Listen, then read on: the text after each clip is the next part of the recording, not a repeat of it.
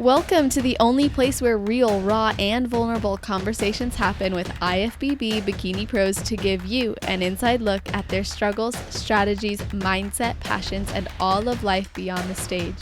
This podcast is made to inspire, motivate, and remind competitors and the average gym goer that even the most extreme lifestyles and elite athletes have their ups and downs. Thank you so much for tuning in today. I'm your host, Celeste Rains-Turk, and now it's time for the Confessions of a Bikini Pro podcast.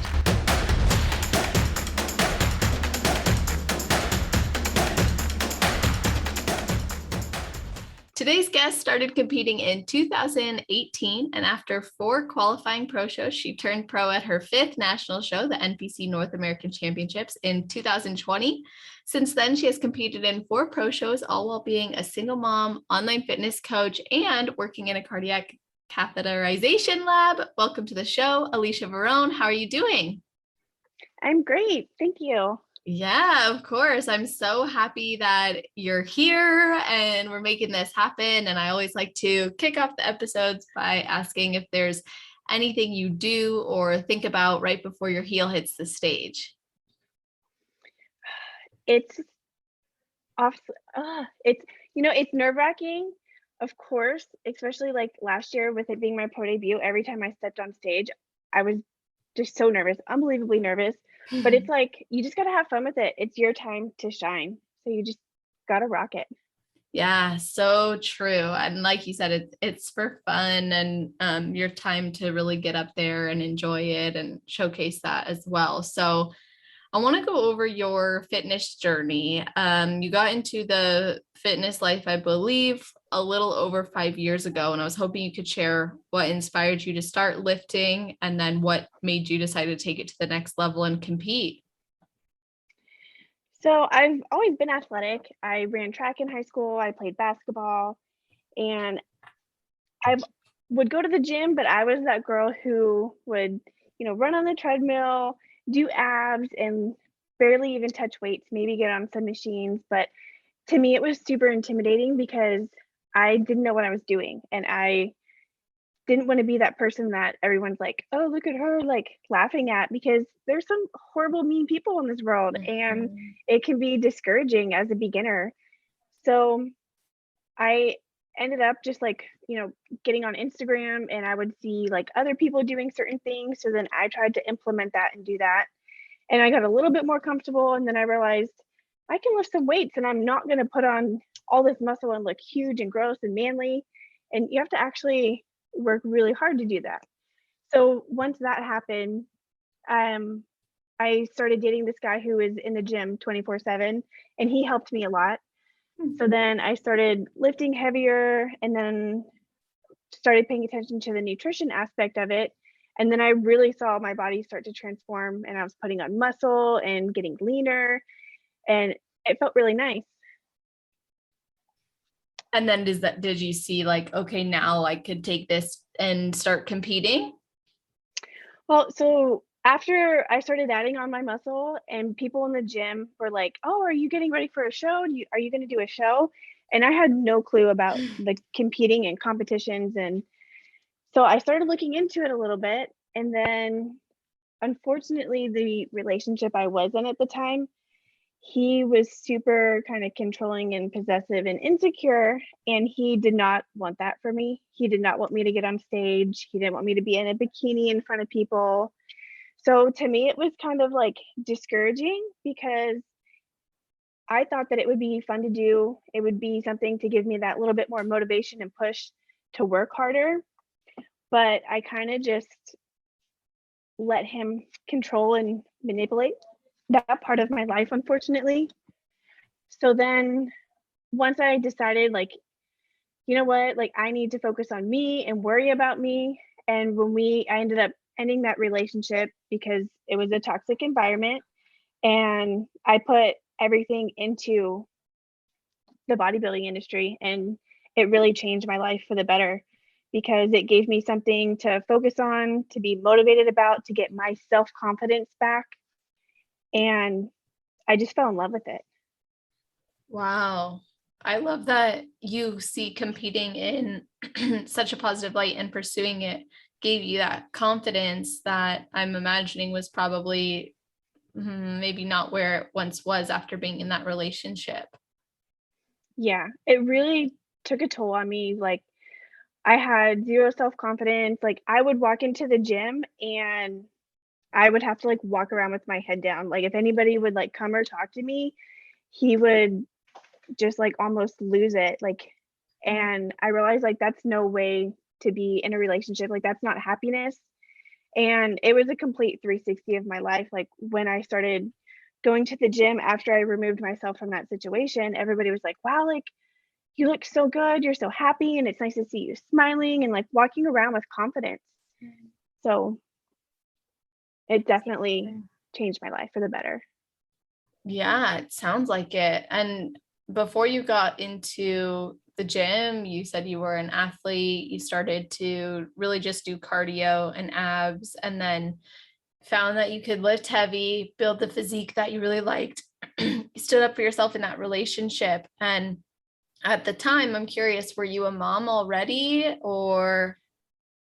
Yes, so I had my son in 2011, so he's 10. So, me and his father split up when he was 2, so I've been kinda just doing my own thing with him out here in Texas. I was actually gonna move back home when I met his father, and now that I have him, I'm here all by myself. All of my family is in Arizona. So, it's been a fun and interesting journey, but he is actually the reasons why I do everything I do. It's all for him. He's made my life so much better and made me work so much harder to become a better person. Wow. I think that's amazing. And have you found that pursuing this lifestyle has impacted you as a mom too, or how you show up as a mom? In a lot of aspects, yes. So my son, like, don't get me wrong, he loves his sweets and his junk food and but it's so cute, like, we'll go to the grocery store and he'll look at this and he'll be like, "Oh, this has too much sugar, like, I wanna do eat this or eat that." And he loves eating healthy and just being like the nutrition stuff, seeing him look at the nutrition labels, like, I just think it's such a good influence on him that he sees it like that. And then he always wants to go to the gym and work out with me. And sometimes it's like I go to Lifetime a lot and Mhm. he's not old enough to come upstairs and work out with me, but I have a whole setup in my garage and he would come in there and work out with me and it's just fun 'cause he wants to do it. He's like, "Oh, I want to do a show when I'm older." And so I love that I can have that positive influence of a healthy fit lifestyle for him. It's so cool. It sounds like he's really inspired by you. Yeah, and he comes to my shows and he cheers me on. It warms my heart so much. Oh, that's so cool. And you said he is the reason you do everything that you do. And I know you manage a lot, not just being a single mom and competing, but working full time and doing online coaching. So how do you manage that? If you want something bad enough, you find a way to make it work. So Mhm. my typical day, I work 4 10s, but I also have to take call. And if we're super busy at work, a lot of times I have to stay late. We have to finish the cases. You don't get to go home. And so it's like it can be stressful trying to squeeze everything in, but at the same time, like I am thankful that my son is a little bit older now, so he understands and he's like, you know, "You go do your workout, mom," and, like, "It's okay," and but then I also make sure that he's still my number 1 priority. So, if I know that, he had a bad day or he just needs, like, extra comforting or wants to go do something fun, I'll put him first, and we'll go do something, and then I can always do my workout later once he's asleep, so you just have to have the balance. Yeah. And was that ever hard for you? Like, are there times where you're like, I wonder if I shouldn't be competing and instead do this, or does it just go hand in hand? There's been times where I've literally broke down in tears, and I'm like, "Why am I doing this?" But I think that's, like happens a lot, like, in prep, like, it is not for the weak, like, not everybody can do this, and if you're not in a good mental state, then everything's just gonna crumble and fall apart. So, it's really big to have a support system. I know at first when I first began competing, my mom, she like was like, you live in the gym and all you care about is the gym, and she didn't understand it. But then once she saw like how happy it makes me and how better my life has been since I started doing it, now she's like my biggest cheerleader. That's so cool. So it sounds like you really prioritize your mentality as well, which I think is, of course, key. Everyone who either listens to this podcast or knows me knows that's like the number one thing that I preach. And I always love hearing perspectives from guests on like, how do you prioritize your mentality? How do you keep yourself in that position to manage all of this and show up for the demands of prep? I think it all goes back to, if you want something bad enough, you'll find a way to make it work. It's not always going to be easy, but in the end of the day, it's so rewarding to have those, little goals that you set up for yourself and you accomplish them. And then once you accomplish those, you create more and you just keep working and working, and everything just kind of falls into place. Yeah, well, I love that mentality. And I think it speaks to the way that you've been able to pursue so many different things in your life. And something I think is really cool is that you've traveled a lot with your son. I just think that's awesome. And I think a lot of people believe that life has to stop after you have kids. And I was wondering if you had any fears about having your son that were disproven after you became a mom. Um, so my son, when I had him, of course, he was completely unexpected. Did not plan on having a kid at that point in time in my life.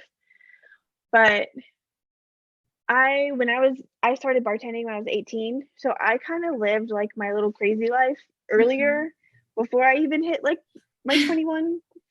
So it was, kind of like a wake up call and like a reality check for me. Like, I have this human that's depending on me, and if I don't, you know, take care of him and set a good example for him, like I could ruin this person's life. Like, and it's just, when you sit back and think about it, it's kind of crazy. And I want to be the best person I can be for him, so he's a good person for other people.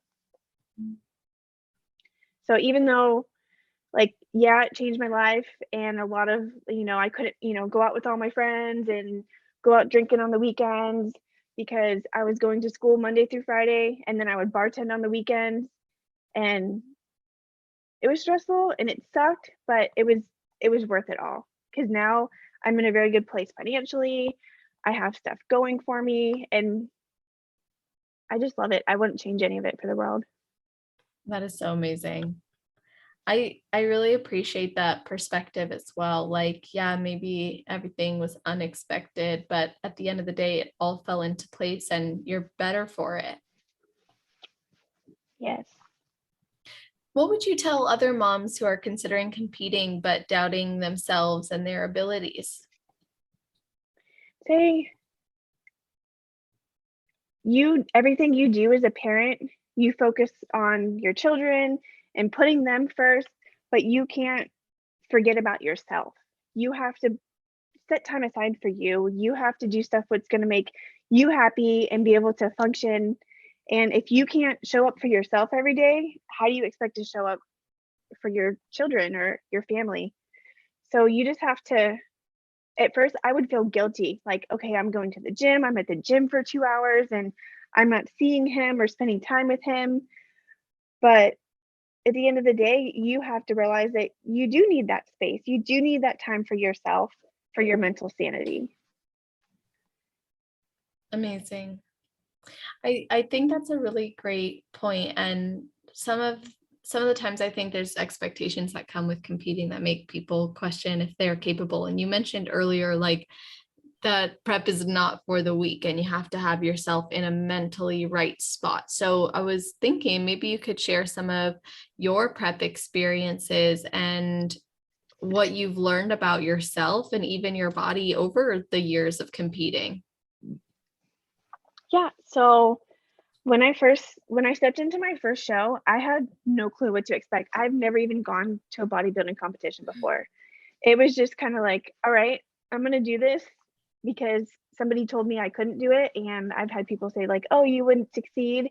And it's like, "Okay, I'm gonna prove all these people wrong. Tell me I can't." And I guess just jumping into it, it was like deer in the headlights, and I didn't do terrible my first show. My first show, I won first in my novice class, and then I placed third in open. That's And that's when I was awesome. like, "Okay, I absolutely love this, but now I need to get a coach that actually knows what they're doing." When I my very first coach, like, God bless him, he's a good dude, no hard feelings, but he didn't know anything from, like, a nutrition aspect, and I was, like, hardly eating anything, and it was just I wanted to, feel like I could trust somebody with my body and my health. So that's when I found my new coach and I started working with him, and it was like night and day in between, Mm. like, how I was feeling with, like, my body, my energy levels, because if you're not eating and you're burning yourself in the gym, you're not gonna be able to function. It's gonna be brutal. And with that coach, he took a lot more into consideration. So I was able to come in even better and fuller, and that's when I won overall at the Muscle Beach Classic, and that's when I qualified for nationals.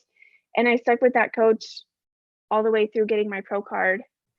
And at that point in time, I realized like competing at the pro level, it's a whole nother level. Like, yes, you can kill it in nationals and you can get first place, but you're stepping on stage against these girls who've been doing it for so much longer. So the competition's so much more fierce. And I guess with that, it was a little like you can doubt yourself. Like I was like, like, do I belong here? Like, I don't feel like I'm ready. I don't feel like I'm good enough. So I'm the type of person that I'm so hard on myself. And that's when a lot of like the mental struggles come in, especially like post show. So say you don't follow your reverse diet and you blow up and you gain all this weight, like body dysmorphia kicked my butt for a good minute. I ended up breaking my foot and I wasn't in the gym and just my diet fell off the wall, like, and I was in a very bad place. And it just took a lot to be like, look, you did this before. Look what you were able to accomplish. And it helped me really jumpstart that focus and drive to be better and not, you know, get caught up in my emotion and feels because like nobody wants a pity party. Like nobody's gonna do better for you. Like you have to do it. So true. And I understand, that post-show struggle can definitely be difficult for every competitor. So what approach did you take this time? Because I believe you're in your growing season now, just to support you in staying healthy or remaining in a position to help yourself prepare for your next prep. Yeah. I'm still struggling with the post show, like reversing properly. But I think a lot of it has to do with having a coach that cares about you and wants you to succeed. My last coach wouldn't, he didn't give me a reverse plan, nothing. And I was still like a rookie. Like, I don't know what I'm doing completely. And so it was nice just having somebody holding you accountable. But even though I had that and it helped me a lot, I was still struggling because I love my sweets. I love to binge eat. And then I would get stuck in that mentality of like, okay, like I ate this and I ate this. Well, I already screwed up my diet for the day. So now I'm just going to go ahead and eat whatever. And it's like, oh, I'll do better tomorrow. I'll do better tomorrow. And then it all catches up to you. And it's like, Mhm. you just have to be stronger than that. Don't let, because you're not hungry at that point in time.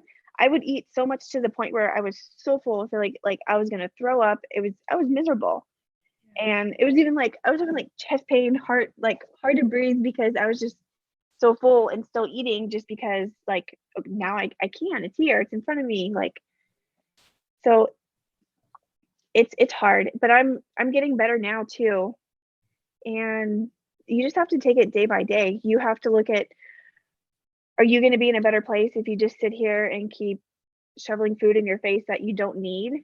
Or look at the other side and say, okay, I'm not going to do this anymore. I know like I'm just hurting myself and making things worse. Hmm.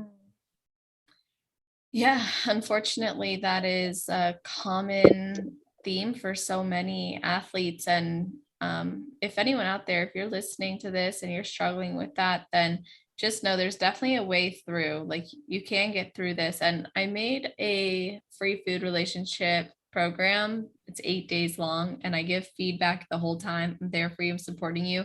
If you want to sign up for it, it's celestial.fit/food freedom. Actually, I'm sorry, celestial.fit/food series. The program is celestial.fit/food freedom. That's the actual one-on-one coaching program. But I just wanted to plug that there because that is something that is covered in depth. And I think that all or nothing mentality, Alecia, can really get to competitors because we want to see ourselves as these athletes who will do anything and we push it to the limits and we can take ourselves further. And we could be really regimented in prep, and then sometimes post show comes around and it's more difficult, especially if we haven't been practicing some of those things that help us. And I love your point about having a coach who is supportive. And it sounds like you've grown a lot, and like you said, you're on your own journey of improvement in that. And I was curious, like what types of approaches you have taken in the past versus like what you're doing now that you feel like now is maybe a time where you're doing better. So I think just having a healthier relationship with food and realizing like you don't have to just sit here and eat chicken and rice all day long. Like you can make macro friendly, healthy things and desserts. And so I just kind of did a lot of research and found like, okay, I can, make protein cookies versus going out and having a crumble cookie. And of course, it's never as good. Everyone wants the sugars. You can't beat the deliciousness of pure actual sugar, but there's ways around it. You can still have that rewarding treat, but it still be a healthy treat at the same time. So I think it was just creating the foods that would satisfy my cravings without going off the deep end. Right, like recognizing you can actually have variety without complete restriction. Exactly.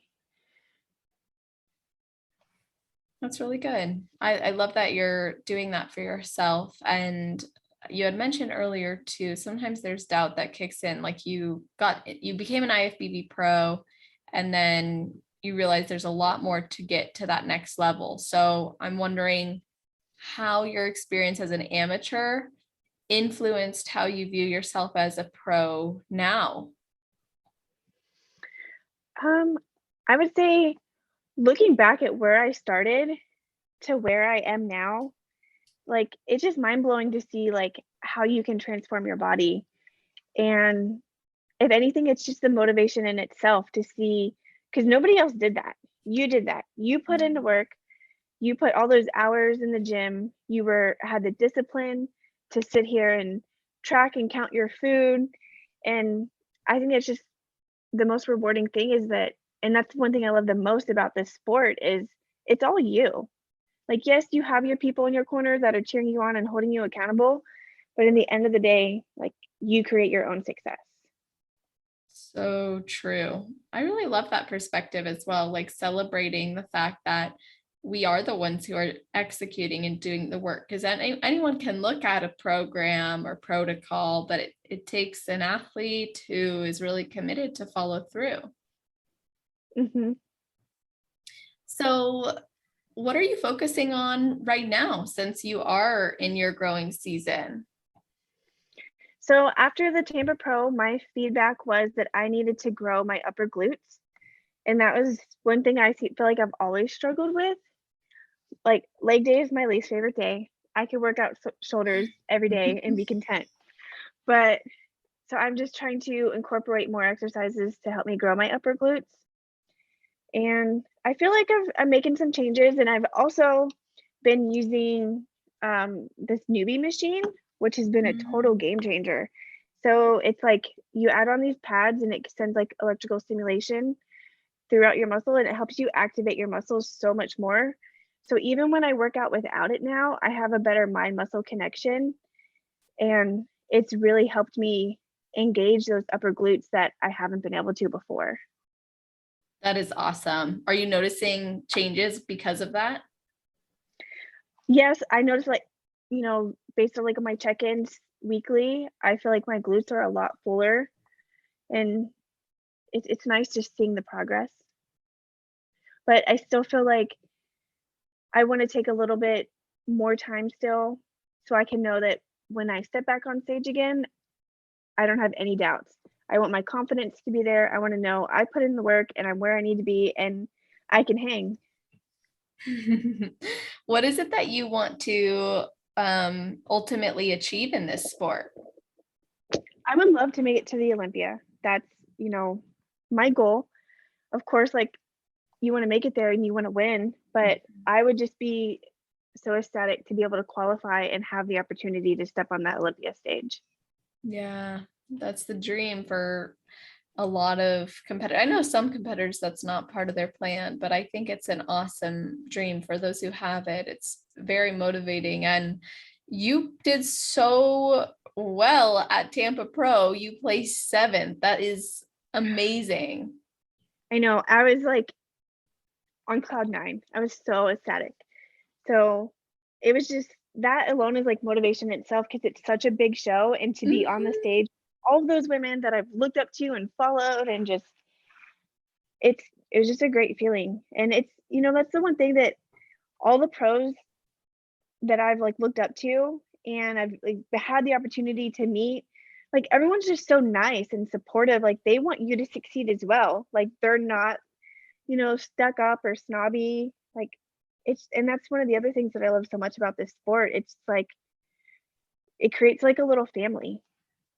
So true. Oh my gosh. When you really immerse yourself into it, that is the exact experience. Like even just doing this podcast, I feel so connected to the industry and to the community because we're having like real conversations. It's super natural and raw, and it just people connect to that, and you just feel like we all are communicating in the same language on some level because we have bodybuilding.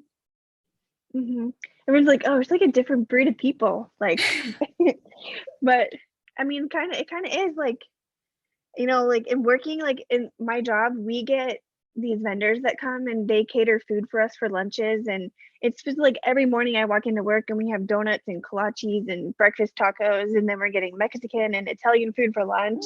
And I'm over here like with my scale and I have my little drawer with all of my like almond butters and healthy snacks. And it's like people come in and they're like, what are you doing? Like, and they think I'm totally crazy for sitting here and measuring out all of my food, but it's a life, like, I'm just used to it now.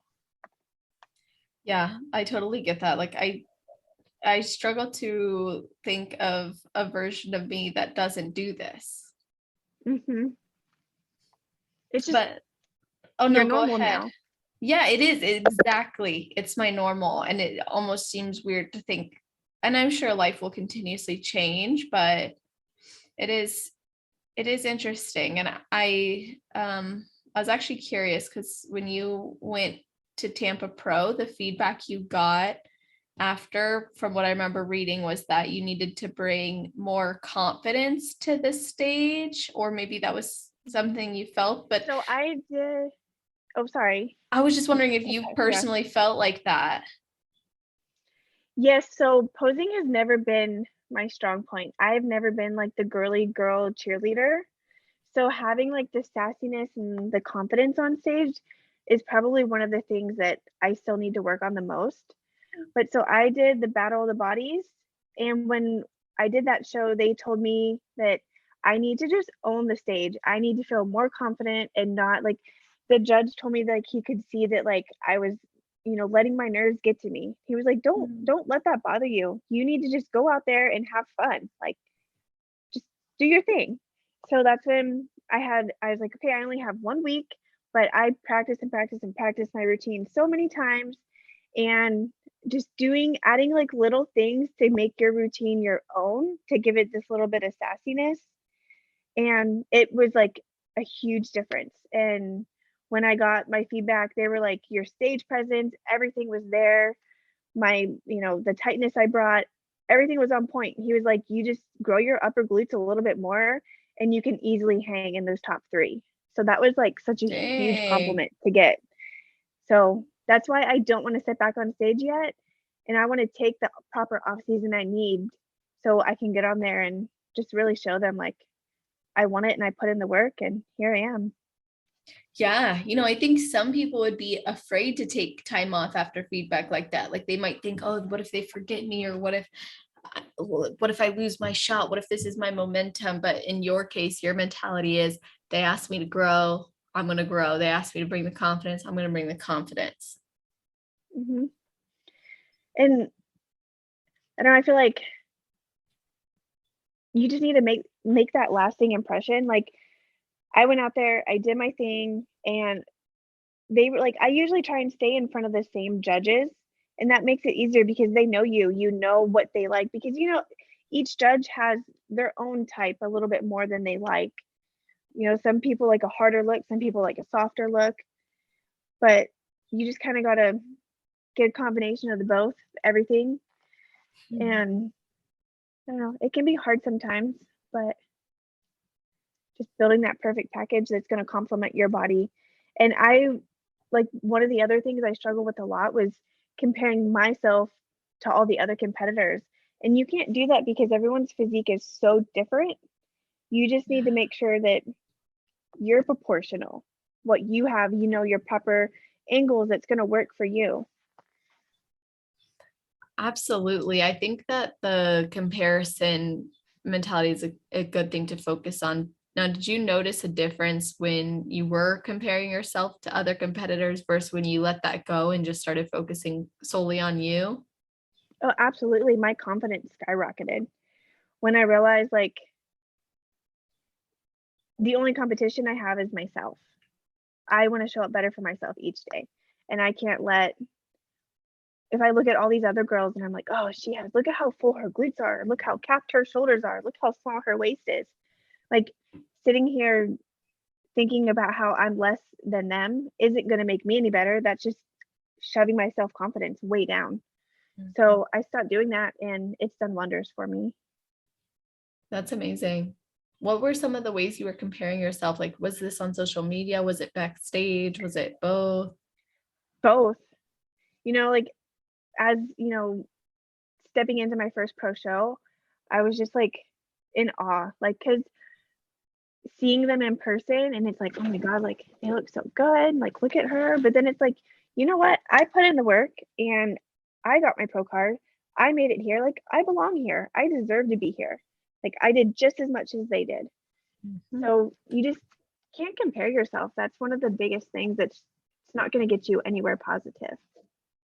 So true. And you can really notice a difference, like physiologically, when you fall into comparison or negative thinking about yourself. It just changes how you carry yourself or how you show up for yourself. Hmm. Now, you had really felt that you nailed your peak going into Tampa. What are some of the different approaches you've taken to peak and bring your best? And how did you get to that point of feeling really good about that particular show? Um, so for me, it was towards the end. I was well for the Dallas Europa, I was eating, you know, turkey, potatoes, spinach, and I noticed like every time I would eat, my stomach would get so bloated and it was like discomfort, but then I would wake up super flat the next day. And then I realized that it was the potatoes. It was throwing my digestion off. So when I changed from potatoes to rice, it was like my body was absorbing everything better. And so I realized, okay, you need to figure out what foods work great for you and know how your body's going to respond to them. And if something works, don't change it. So the shows going forward, I took out the potatoes and I stuck with my rice. And my body was just thriving on it, having the same stuff, being consistent, because consistency is key. And then we would before like cut water out, and when going into the Tampa Pro, like my water was still up. I think we even increased it so much, like when I had like 2.5 gallons, and we never like tapered it back down to hardly anything. So that was really nice, because a lot of people are like, oh, you need to completely cut out your water and this and that, and that's not the case, because then you can lose your fullness.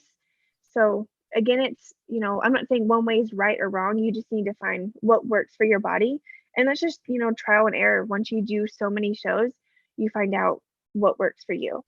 So instead of eating a burger and stuff the night before, I just keep all my meals the same and just kind of like increase the volume. So I would have more oats, or add in a little bit more peanut butter, banana, and it was just working for my body. So we just kept that the same and ended up peaking very well. Because when I did the Republic of Texas, after it was my second pro show, they told me I needed to come in tighter, but I came in a lot tighter, but I was super, super flat.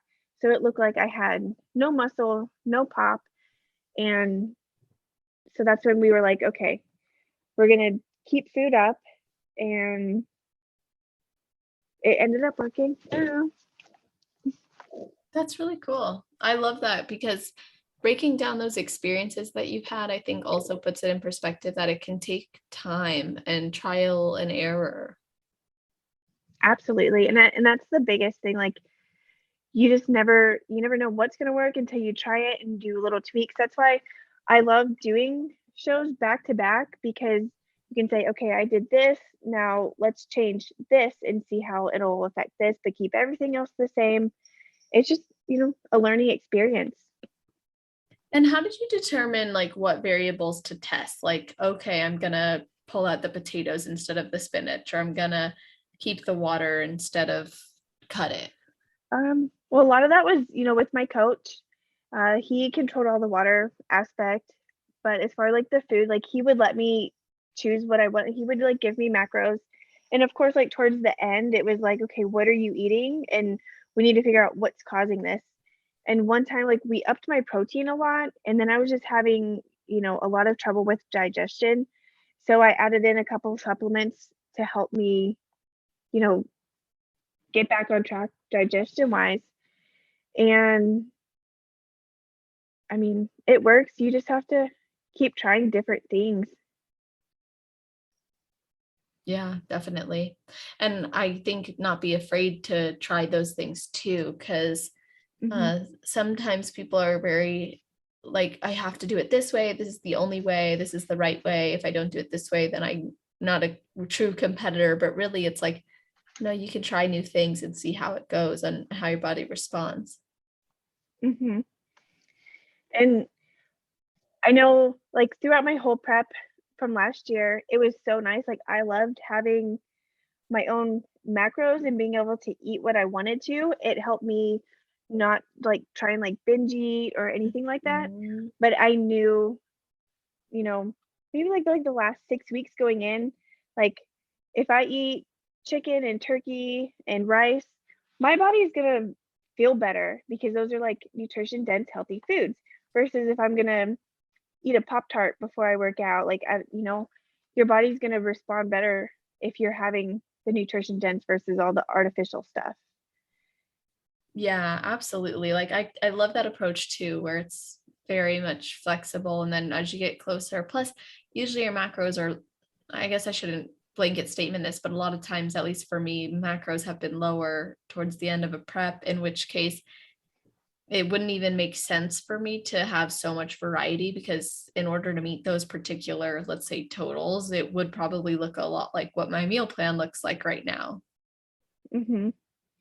I know when we were doing prepping for my pro debut, I did not think we were going to be ready in time. I just like my lower body was not leaning out, and my coach is like, "Okay, like I think you can handle this, and we're just going to do this, and we'll see what happens." And I was the lowest food that I had ever been, and it was trace carbs and fats.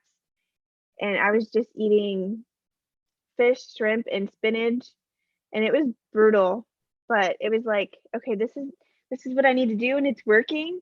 And it was like,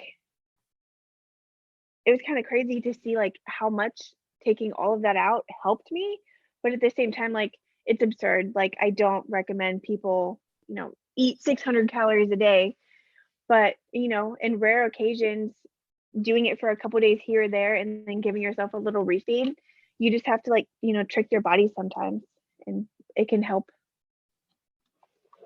At the time, were you doing lots of cardio too? It was like 30 minutes fasted and 45 minutes afternoon. I think that's probably the most cardio I've had.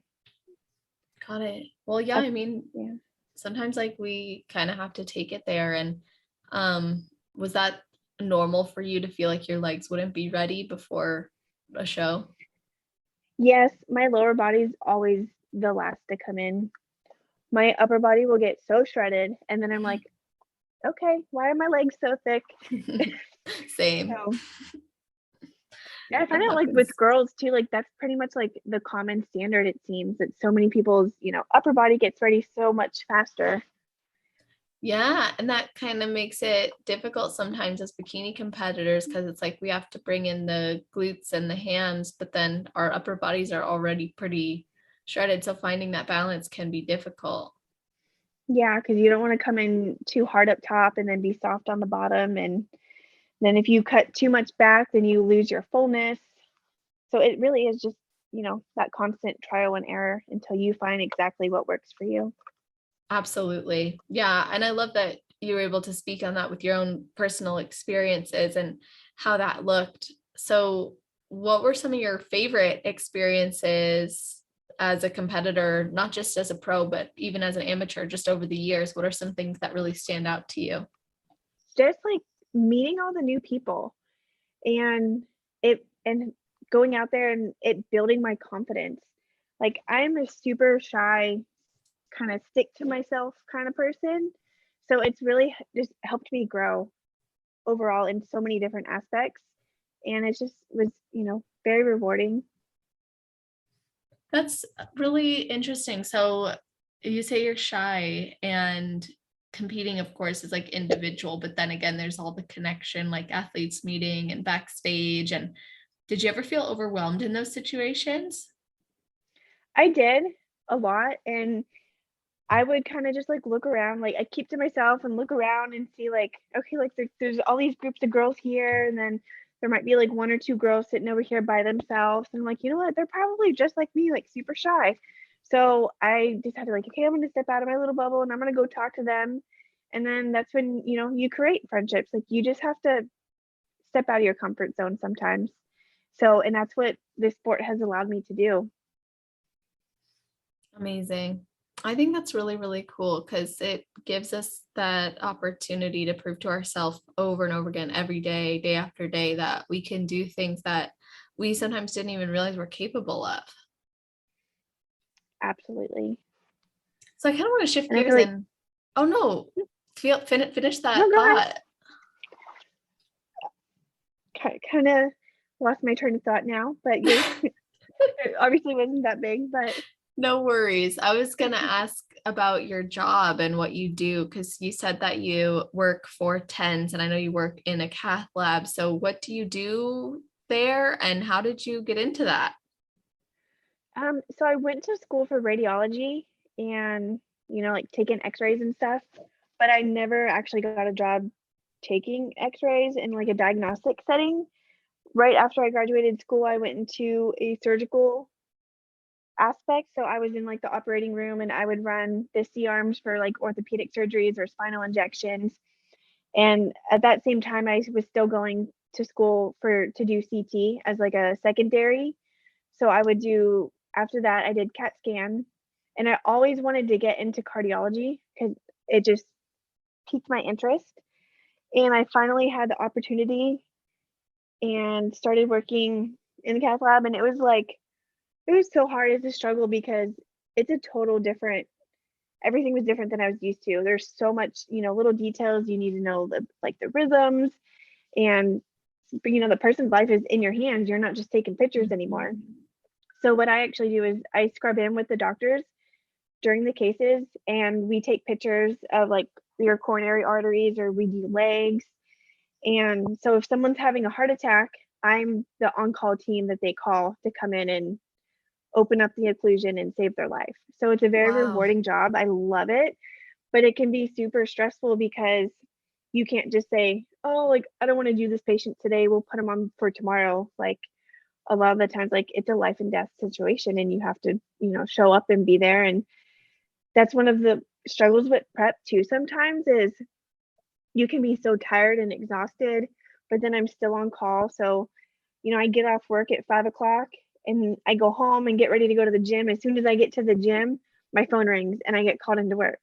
So then I go into work, and a usual case will take around 2 hours. So then it's like, okay, so now it's like 8:30. I'm gonna go back home, try and get my workout in, and sometimes I get called in again. So then it's like, okay, does my body need the rest, or am I going to feel guilty that I skipped this workout and this cardio, or am I going to fall behind because I skipped a workout? And that's when you just have to listen to your body. Like, if you're tired and you need rest, like, go rest. One day missing one exercise or one cardio session, it's not going to be the end of the world. Wow.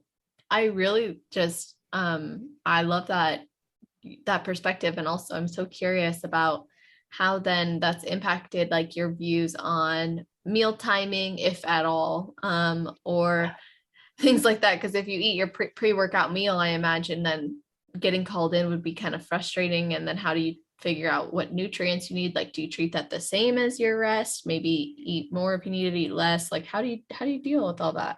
Yeah, and even like my normal day at work, like, it's not like, okay, it's 12 o'clock, it's lunchtime. Like, sometimes I go to lunch at 11, sometimes I go to lunch at 2:30. Because if I'm in middle of a case, I can't just be like, okay, I'm hungry, I'm gonna go scrub out.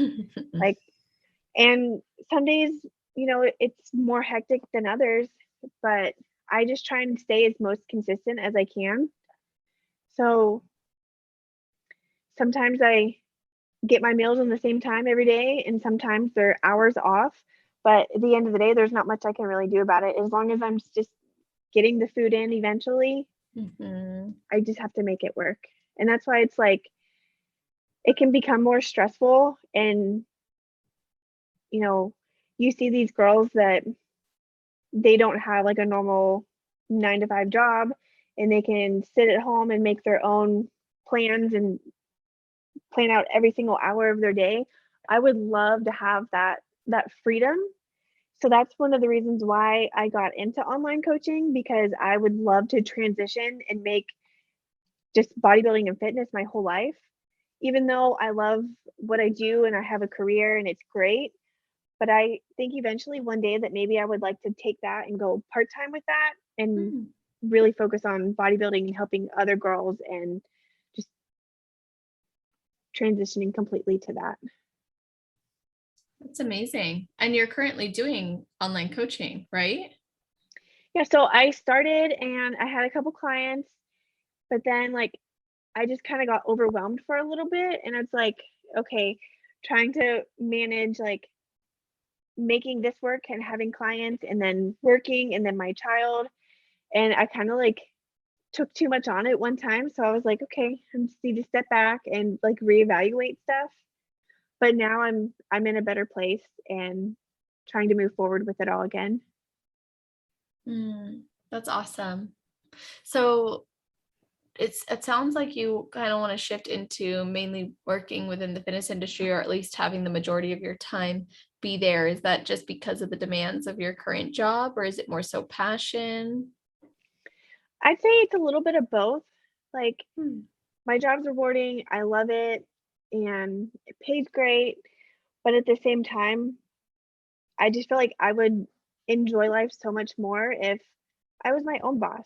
And I think it would be so fulfilling to be able to transform and help people like the fitness industry has for me. And I think that would be more rewarding in the long term, and I would be less stressed, and it would just make my life so much better.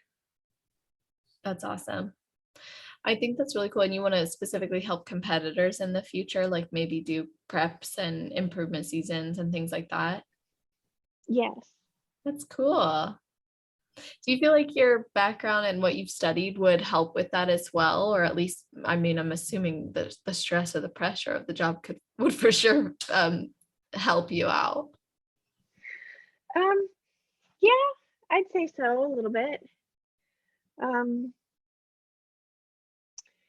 I know, like, we have a lot of patients that come in at work and, like their diets are complete crap and they live on, cheeseburgers and junk food, and seeing what that does to your body and your coronaries, and it's like, ooh, like cringing sometimes because it's Mm, like, you know, get a nutritionist and learn a little bit and give yourself a healthier lifestyle. definitely. Now, how do you plan ahead for competitions and show weekends to support the maintenance of your job, but also to be able to pursue competing? Because I imagine you got to have like time off requests and plan your weekends appropriately. So it is nice that I only work 4 days instead of 5 days a week, and most shows are on the weekends.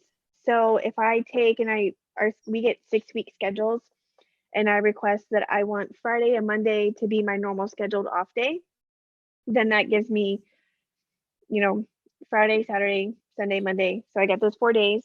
So I really only have to take like maybe a day off of work. And I would love to, travel and get there ahead of time because I think it would be a lot less stressful. But at the same time, like only having to take one day off work isn't too bad to be able to be there for the whole weekend. That's really cool. So it works out for you just based on your schedule and how it's set up already. Yeah. That's amazing. And you usually spend your weekends with your kiddo, right? Yes. What are some of the things you guys do and how do you like prioritize? I know you mentioned earlier you really try to prioritize him. If he needs you, you're there for him, but what are some of the things that you do to keep your family, supported and strong and stay close? Um, so it is nice. I have like cardio equipment and stuff in my garage to be able to work out. So if it's, like a busy day and we have so much going on and I can't make it to the gym, I have the opportunity to do it at home. But then at the same time, I try and incorporate, like if I know I have cardio to do and it's a nice day out and my son loves the park. So it's like, hey, let's go to the park, and he'll run around and play on the park and I'll run and do my cardio. So it's like killing two birds with one stone. Or he likes to go to urban air. So we'll go there and I'll jump with him and it's like, okay, I'm burning calories, like, can count that as doing something. So it's just finding something that's going to work for both of us. Hmm. That's really cool. So, what would your best advice be for people who've never competed before but would like to? And then what would be your best advice for those on their road to pro? If you're just starting out, I would say most importantly is do your research on a coach.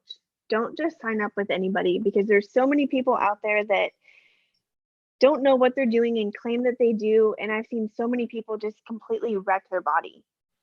So I think that's the most important thing is finding a coach that's going to take your health and wellness into it and not just want them to, you know, make you look your best, but destroy you at the same time. Mhm. And then just there's no rush. Like if you're not ready, if you're in a prep and you're getting ready for your very first show and you're not where you need to be, like there's going to be other shows. Don't stress about it. You don't have to go to extremes. And I know like I've done that before and yes, it worked out, but you can't sacrifice your mental health or your health and wellness if it's going to be that crucial. So it's just, it's a marathon. You don't have to, you know, I guess, I don't know how to say that right. Oh, I love that. Um, Yeah. It's a marathon, not a sprint, and focus on getting a coach who prioritizes your health and know that there's no rush. mhm. And then I'd say like for those trying to go pro, like put in the work. You get your feedback and implement your feedback. because they're going to tell you, this is what you need to do. This is what we're expecting from you. Take that and put it into motion. And if you keep doing that, there's no reason you can't become successful, because that's what I did. It worked for me. You just have to constantly push yourself, and don't, it can get discouraging and you can think, oh, you can't do it, but you can. You're capable. Anybody's capable of doing anything they want to. Oh, I love that. Yeah, and you're proof of that. You've come a long way in your own journey. You spoke with so much of your experiences today, and I just really appreciate that. And I want everyone to be able to reach out to you, whether that's to connect or follow your journey or even work with you. So how can they do that? Through my Instagram, there's a link, and if you want to apply for coaching, there's that on there, or you can just message me. I always love meeting and talking and helping people any way I can. That's awesome. Okay, I'm going to put your Instagram in the show notes page. So that's always on celestial.fit/podcast. If you guys are listening first thing on Friday, it's going to be at the top of the page. If you're listening in the future, just scroll down to the category section. It's alphabetized by name there. So you'll be able to find Alecia's episode, and that'll include all the show notes, episode timestamps, summary of all the topics covered, and of course the links and resources. So with all that being said, Alecia, thank you so much for your time today. Thank you so much. It's my pleasure. And to everybody listening, I hope you have an amazing rest of your day, night, or morning, wherever you are in the world while you are listening to this episode. Just make it awesome.